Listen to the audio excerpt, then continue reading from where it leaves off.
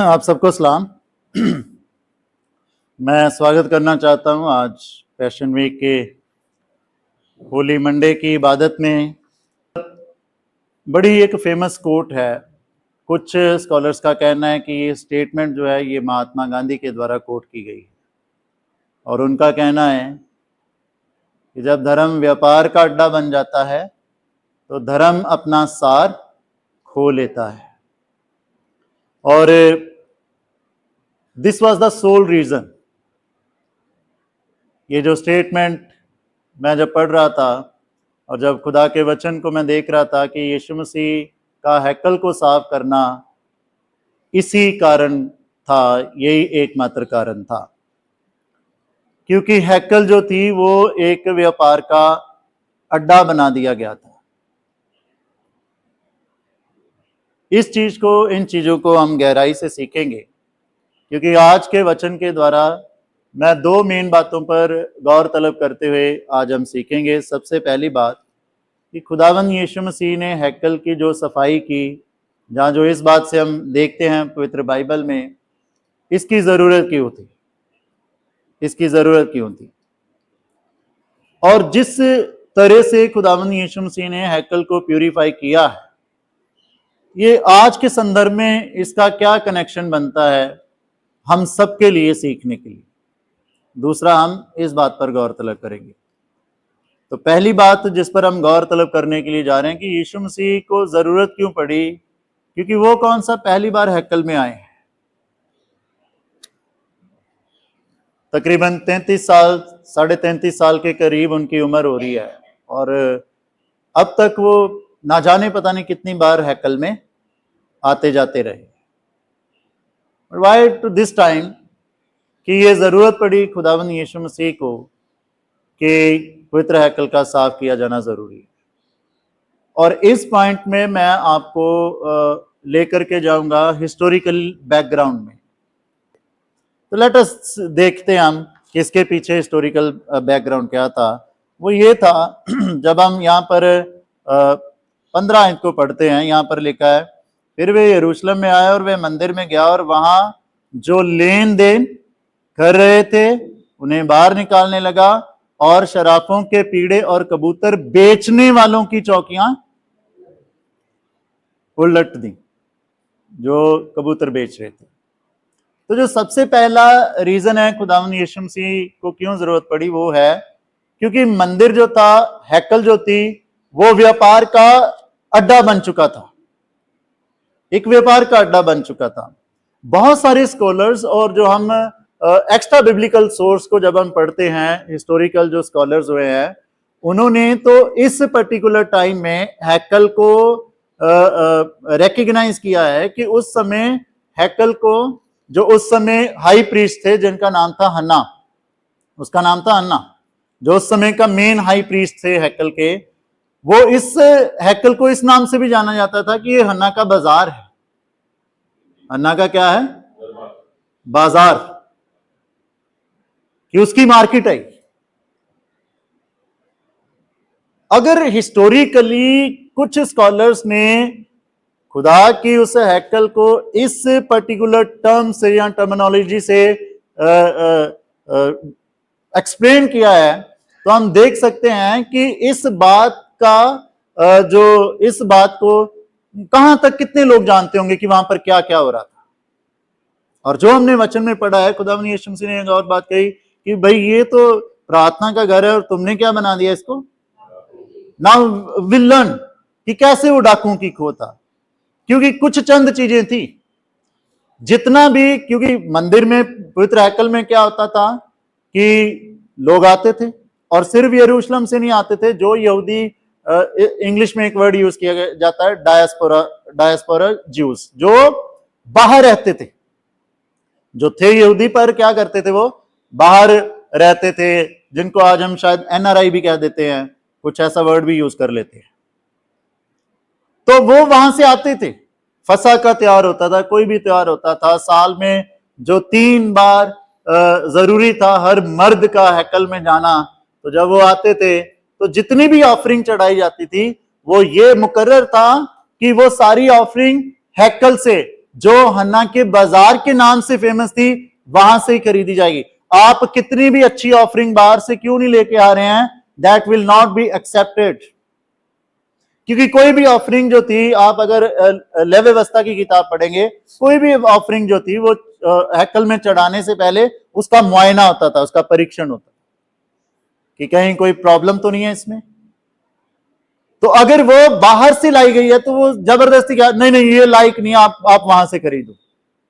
तो क्या बन गया था वो, व्यापार का अड्डा बन गया।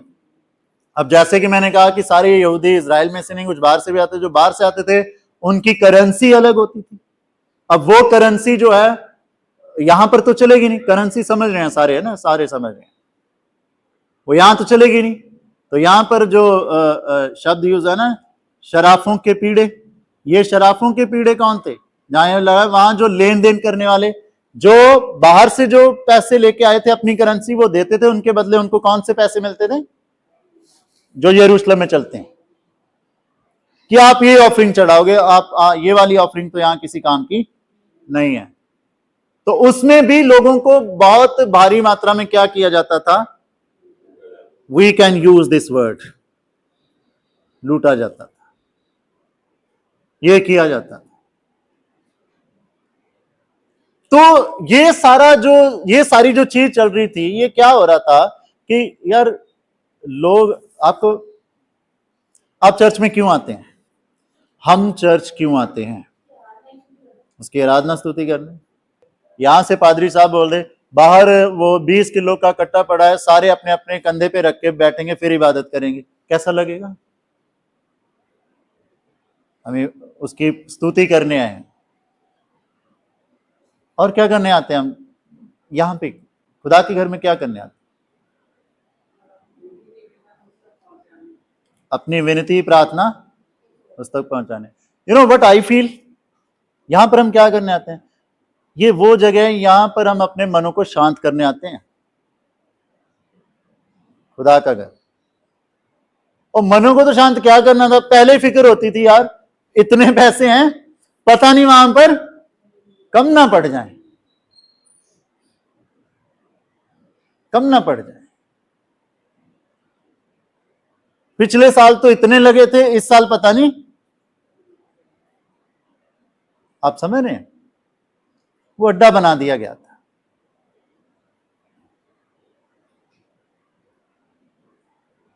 खुदा को बिजनेस का ही अड्डा नहीं बना दिया गया था, खुदा को लिमिट कर दिया गया था, ये ऑफरिंग बेस्ट है, आप ये ऑफरिंग चढ़ाएंगे तो खुदा आपकी नजदीक होके सुनेगा। खुदा को लिमिट कर दिया गया था ऑफरिंग से। अब खुदा मतलब जो जितना ज्यादा देगा उसकी उतनी जल्दी सुनी जाएगी, ये चीज बना दी गई।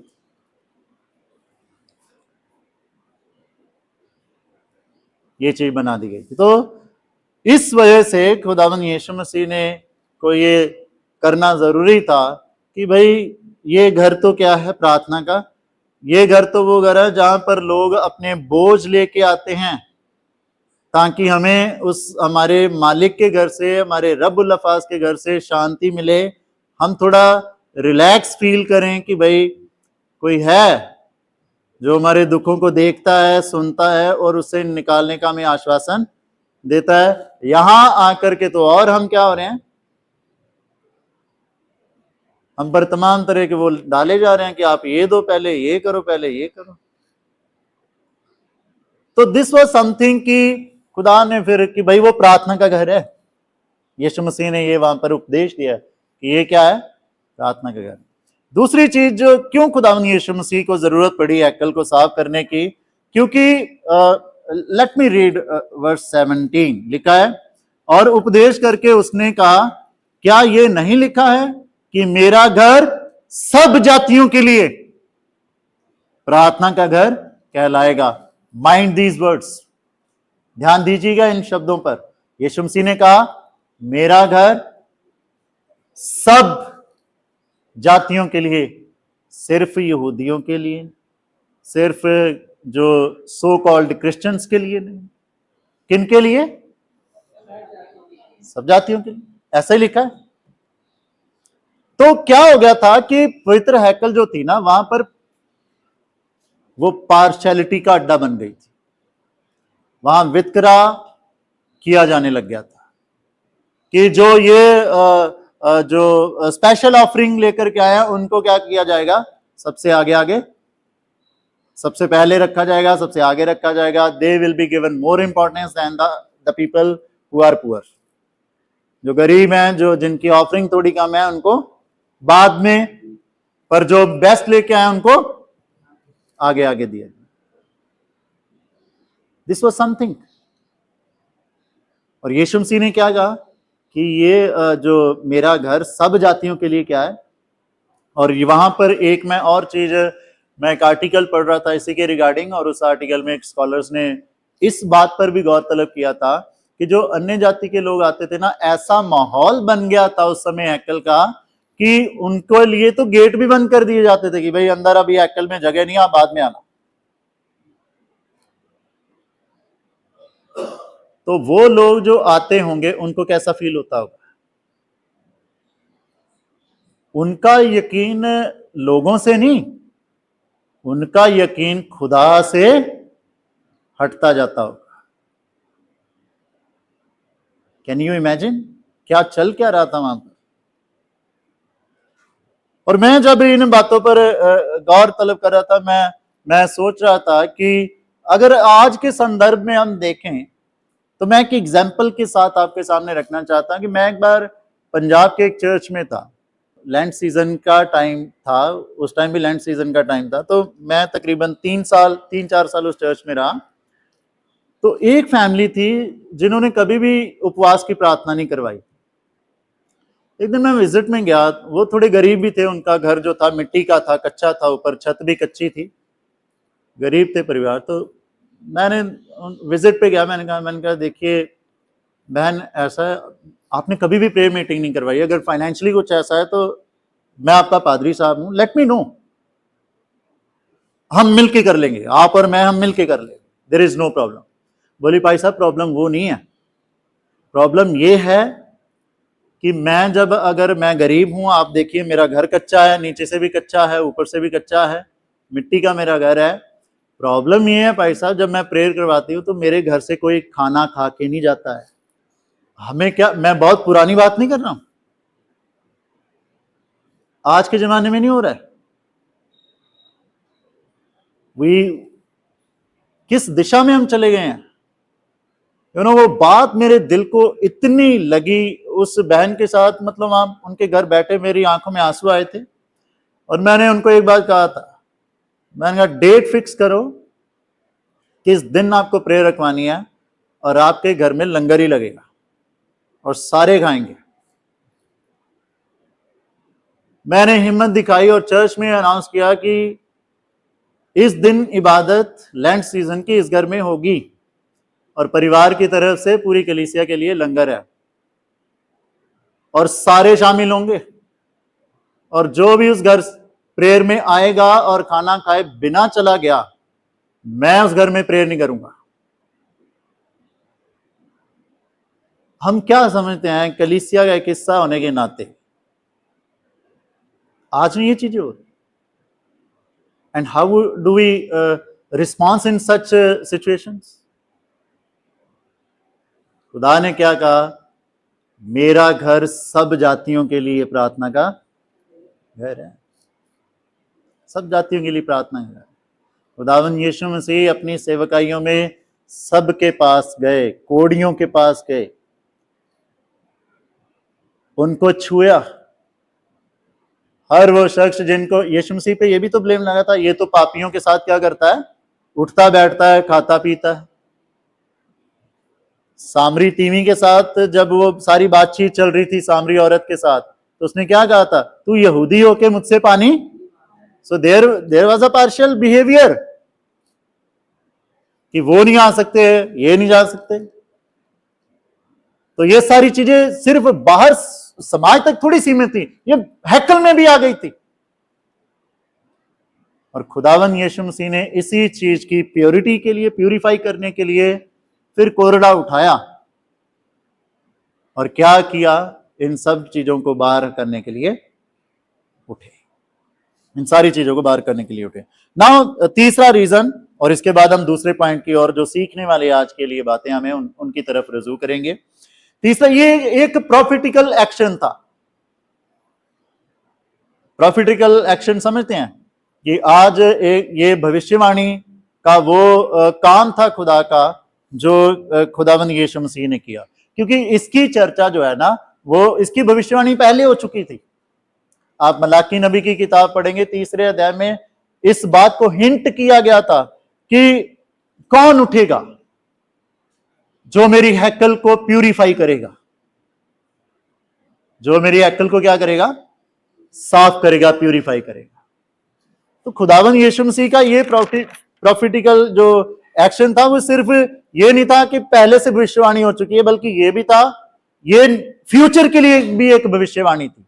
और फ्यूचर के लिए क्या भविष्यवाणी थी कि जब भी ऐसा कुछ होगा तो खुदा के वचन से, खुदा की हजूरी से ऐसी जजमेंट सबके उन सब के लिए आएगी जो उसकी हैकल को क्या करेंगे, इस रीति से इम्प्योर करेंगे, जो इस तरीके से खुदा की हैकल को गंदा करेंगे या जलील करेंगे, वो फ्यूचर में भी इन चीजों का सामना, ऐसी सफाई का सामना कर सकते हैं। और ये प्रॉफिटिकल एक्शन ये भी था कि खुदा की हैकल या खुदा का मंदिर जिस पर्पस के लिए है उसको रीस्टोर किया जाए, क्योंकि ये लोग तो भूल गए थे, इन लोगों ने तो अपना बिजनेस का अड्डा बना लिया था, अपनी जरूरतों के हिसाब से करने लगे थे सारी चीजें। तो वो खुदा ने जिस चीज के लिए बनाया गया था, वो मंदिर जिस चीज के लिए बनाया गया था, उस चीज को दोबारा से रिवाइव करने के लिए, रिस्टोर करने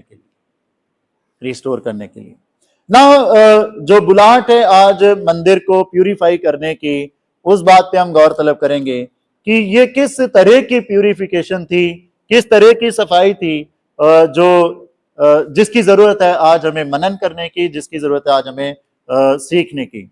आपको पता होगा कुरिन्थियस के खत में पहला कुरिन्थियस उसके 6 अध्याय में ये दर्ज है, क्या तुम नहीं जानते कि तुम परमेश्वर का क्या हो? क्या तुम नहीं जानते कि तुम परमेश्वर का पवित्र आत्मा का क्या हो? मंदिर हो। आज हमें सिर्फ ये जो बिल्डिंग जहां पर बैठ करके as a church, as a कलीसिया हम इबादत के लिए शामिल होते हैं, सिर्फ इसी को मत देखिएगा। आज मंदिर जो है ना, आज जो हैकल है, वो हमारा क्या है? ये शरीर है। क्या हम नहीं जानते कि ये क्या है? पवित्र क्या है? खुदा का पवित्र मंदिर है। और पता है किस प्यूरिफिकेशन पर गौर तलब करने की आज हमें जरूरत है? पहली प्यूरिफिकेशन है, यीशु मसीह ने जो सफाई की है, वो सफाई की है हमारी पहचान को लेकर, हमारी पहचान को लेकर। अभी जो मैंने पहचान आपके सामने पवित्र बाइबल में से रखी है, वो है कि क्या हम नहीं जानते कि हम कौन हैं? परमेश्वर का, आर यू गेटिंग कि हम कौन हैं? हम परमेश्वर का पवित्र मंदिर हैं, उसकी पवित्र हैकल हैं। शायद हम भूल गए, शायद हम क्या हो जाते हैं? भूल जाते हैं, शायद हम भूल गए हैं। इसीलिए तो खुदा ने क्या कहा कि मेरा घर, मेरा घर किसका घर है? प्रार्थना का घर। क्या हमारे जीवनों से ये झलकता है कि यार वाकई ये एक प्रेयरफुल इंसान लगता है, या एक प्रेयरफुल पर्सनैलिटी है? खुदा के घर में जाते हैं, वाकई की खुदा की बातचीत है, या हम अपनी पहचान खो चुके? और खुदा आज जिस प्यूरिफिकेशन की बात हम सबसे कर रहे हैं, वो प्यूरिफिकेशन की बात की बुलाहट यही है कि लेट अस इंट्रोस्पेक्ट, कि हमने अपनी पहचान क्या बना ली है, हम आज किस पहचान में आगे बढ़ रहे हैं, हम आज किस पहचान से क्या है कि जाने जाते हैं? क्या हम इस पहचान से जाने जाते हैं कि दे आर द चर्च, जहां से वाकई खुदा की शांति और खुदा का इत्मीनान नजर आता है? दे आर द चर्च कि जहां से सचमुच खुदा की प्रेजेंस को फील किया जा सकता है? दे आर द चर्च जहां से सचमुच एक जिंदगी का मतलब नजर आता है? जो अपनी जिंदगी जीने का मतलब खो चुके हैं, क्या हम ऐसी पहचान में आगे बढ़ रहे हैं कि लोगों को समझ में आए कि यार जिंदगी इतनी भी बुरी नहीं है? क्योंकि अब कनेक्ट कीजिए, जो हिस्टोरिकल बैकग्राउंड मैंने आपको बताई है कि जब हैकल इस तरह का व्यापार का अड्डा बन चुका था, तो क्या पहचान रह गई थी खुदा के घर की? आज हम किस चीज का अड्डा है? As being a temple of God, आज हम किस चीज से पहचाने जा रहे हैं? एंड दैट इज समथिंग खुदा चाहता है कि हम इस बात पे इंट्रोस्पेक्ट करें, हम इस बात पे मनन करें। क्या हमारी हमारी पहचान कैसी हो गई? क्या हमारी पहचान ऐसी तो नहीं हो गई यार ये बड़े मतलबी लोग हैं? Are you getting the point? क्या हमारी पहचान ऐसी तो नहीं होगी यार ये तो दोगले लोग हैं यार, ये सामने कुछ है पीछे? ये वो चीजें हैं जो मैं प्रैक्टिकल तौर पे बोल रहा हूं, जो बहुत बार हमें सुननी अच्छी नहीं लगती हैं, पर this is something the hidden truth of our life. हम सबकी जिंदगियों में ये वो छुपा हुआ सच है जो हम कई बार मास्क तो लगा लेते हैं, पर वो अपने टाइम से फिर बाहर आता है। तो हमारी पहचान क्या है? खुदावन यीशु मसीह का हैकल को साफ करना। लेट्स प्रे टू गॉड कि खुदा ये शरीर जो आपकी हैकल है, क्लीन दिस टेम्पल इन सच अ वे कि इसकी पहचान आपकी बातों से हो सके, इन बातों से ना हो सके यार ये तो वो लोग हैं बड़े मतलबी हैं, ये तो दोगले लोग हैं, ये तो मतलब बड़े गुस्सेलू हैं, या मतलब हम समझ सकते हैं what ever the other things, ये तो नशेड़ी है। पहचान क्या पहचान हो गई है? तो खुदावन यीशु मसीह आज जो हैकल साफ कर रहे हैं, मेरे और आपकी पहचान आइडेंटिटी को लेकर के, उस पहचान को देखिए। वो पहचान क्या थी कि ये प्रार्थना का घर होना चाहिए, कि वो लोग होने चाहिए जहां से एक जिंदगी की बातें जल के, खुदा की बातें जल के, एक ऐसा देखे कि वाकई they are the prayerful people. वो पहचान क्या आज उस पहचान में है? दूसरी बात जो मैं और आप हम सीख रहे हैं, वो सीख रहे हैं खुदा हमें प्यूरिफाई करना चाहता था हमारी लापरवाही बिहेवियर से, हमारी लापरवाही बिहेवियर से। अब याद रखिएगा उस हिस्टोरिकल बैकग्राउंड को कि ये लापरवाही बिहेवियर कौन सा था, क्योंकि लोगों ने खुदा को हल्के में लेना शुरू कर दिया था, खुदा की मौजूदगी को हल्के में लेना शुरू कर दिया था। जो बैकग्राउंड मैंने बताई है कि खुदा को क्यों जरूरत पड़ी, अब उस पर गौर तलब कीजिएगा। मैंने एक बात बताई थी कि लोग क्या करने लग गए थे, और लोगों ने पवित्र हैकल को व्यापार का अड्डा बना दिया था, अपनी मर्जी से क्या कर रहे थे, यही ऑफरिंग सही है, ये चढ़ानी है, कोई आप लेके आए हैं वो चढ़ाई नहीं जाएगी। क्या लोगों में खुदा का डर रहा था? क्योंकि खुदा की प्रेजेंस को क्या समझा जाने लग गया था, हल्के में लिया जाने लग गया था। तो यीशु मसीह इस रीति से प्यूरिफाई करने के लिए हैकल में आए थे, साफ करने के लिए जहनों में से ये सारी बातें, कि भाई तुम्हारी जिंदगियों से ये बातें साफ और तुम्हें दिखे कि उसकी मौजूदगी अहमियत रखती है। रिस्पेक्ट हिज प्रेजेंस, उसकी मौजूदगी को हल्के में ना लीजिए, हल्के में ना लीजिए। आज मैं प्रैक्टिकली कनेक्ट कर रहा हूं। आज ना हम भी सब कुछ अगर जानते हुए भी अगर खुदा के प्रति अनआज्ञाकारिता का बिहेव करते हैं, स्पेशली उसकी हजूरी में, कैसे? फॉर एग्जाम्पल, हम सबको इतनी समझ है कि जब हमें खुदा की हजूरी में आना है तो हमारा ड्रेस कोड कैसा होना चाहिए। मैंने सिखाया था वो जो हमारा क्रिश्चियन होम वीक सेशन रहा था अक्टूबर में, मैंने उसमें बताया था ड्रेस कोड कैसा होना चाहिए। उसकी पवित्र हजूरी में चाहे मर्द है या औरत है, उसकी पवित्र हजूरी में किसी भी तरह की नग्नता दिखनी नहीं चाहिए। तो आप यहां से अंदाजा लगा सकते हैं कि what kind of dress we need to follow when we come to the church. This is not the place to show your fashion stuff, this is the place to come with simple heart. This is the place that we are supposed to come with the अपने एक पवित्रता के behaviors। और पता है जब हम इन सारी चीजों को इग्नोर करते हैं ना, यही तो है लापरवाही, कि हमें पता है कि वो अपनी पवित्र हजूरी में है, कौन? खुदा, पर हम उसकी मौजूदगी को लापरवाही से लेते हैं, हल्के में समझते हैं, और वो करना चाहते हैं जिसके लिए खुदा के कलाम में भी मना है।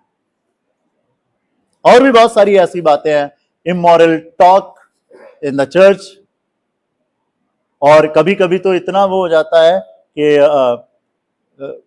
दुआबंदी में बैठे हुए, चर्च में बैठे हुए, बहुत ही जरूरी मैसेज भी हो रहे हैं चर्च से। बट वी फील ये वो चीजें हैं जिनके द्वारा हम ये जाहिर करते हैं कि खुदा की हजूरी और उसकी मौजूदगी को हम हल्के में लेते हैं, इसको हल्के में लेते हैं।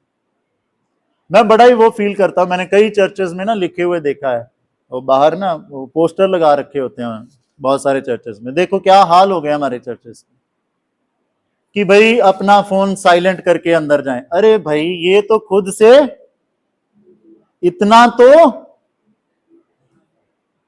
लिखना पड़ रहा है, लिख के लगाना पड़ रहा है। हम समझ सकते हैं, मैं ये बातें इसलिए ताकि हम प्रैक्टिकली समझ सके कि ये बातें आज के दौर पे कैसे कनेक्ट होती है, क्योंकि उस टाइम तो फोन नहीं था, नहीं तो खुदावन यीशु मसीह फोन के बारे में भी कुछ बोल देते हो। तो ये चंद बातें हैं, और मैं लास्ट में मेरे अजीजों कंक्लूड करना चाहता हूं आज के मैसेज को, इस बात से कि यीशु मसीह गुस्से में नहीं थे। जिस बात से मैंने शुरू किया था ना कि इट सीम्स, ये लगता है कि वो क्या थे, गुस्से में थे, कि ये क्या शोर मचा रखा है पूरी हैकल में, ये क्या अंतक मचा रखा है, व्यापार का अड्डा बना रखा है, और ये क्या चीजें चल रही हैं। वो सिर्फ शोर से गुस्से में नहीं था, बल्कि वो ये जाहिर करना चाह रहा था कि भाई खुदा की मौजूदगी को इन सारी चीजों से रिप्लेस मत करो, उसकी मौजूदगी को समझो, सिर्फ इस हैकल में नहीं, इस हैकल में जो मेरे और आपका शरीर है, उसकी मौजूदगी को समझो और अपने आप को प्यूरिफाई करें। लेट अस प्यूरिफाई आवरसेल्व्स, उसकी इबादत के लिए अपने आप को प्यूरिफाई करें, और एक जिम्मेदाराना तौर पर, एक मसीही, एक आत्मिक जिम्मेदाराना जीवन के लिए अपने आप को प्यूरिफाई करें, और खुदा की महिमा में हम अपने आप को तैयार करें। प्रभु अपने कलाम के द्वारा हम सबको बहुत आशीष और बरकत दें। आमीन। आइए हम दुआ मांगेंगे। सर्वशक्तिमान अनुग्रहकारी पिता परमेश्वर जी, हम धन्यवाद के साथ आपकी सिताइश में आते हैं। खुदावन यीशु मसीह का पवित्र हैकल को साफ करना एक प्यूरिफिकेशन की बुलाहट है हम सब के लिए, जिसको हमने प्रभु जी आपके जिंदा कलाम में से समझा है। वो बुलाहट है बाप आसमानी कि हम अपने खुदावन खुदा की रब्बुल अल्फाज की मौजूदगी को हल्के में ना लें। बुलाहट है पिता परमेश्वर जी कि हम अपने आप को, अपनी सोच विचारों को प्रभु जी पवित्र और साफ रख करके आपकी खिदमत में आगे बढ़े। अपनी दया करें बाप आसमान, हम आपकी दया में, आपकी हजूरी में प्रभु एक बेहतर रीति से आगे बढ़ते हुए आपके नाम को ऊंचा उठाएं और उस हैकल में आगे बढ़ें। सच में प्रभु जी वो हैकल जिसमें आपकी पहचान नजर आए बाप, कि आपका घर तो प्रार्थना का घर है। हम अपने इस घर को, इस मंदिर को, इस हैकल को प्रभु जी सचमुच एक प्रार्थना की पहचान दे करके आगे बढ़ने की रहमत को पा सकें। प्रार्थना खुदावंद यीशु मसीह के नाम से मांगते हैं। आमीन। आमीन।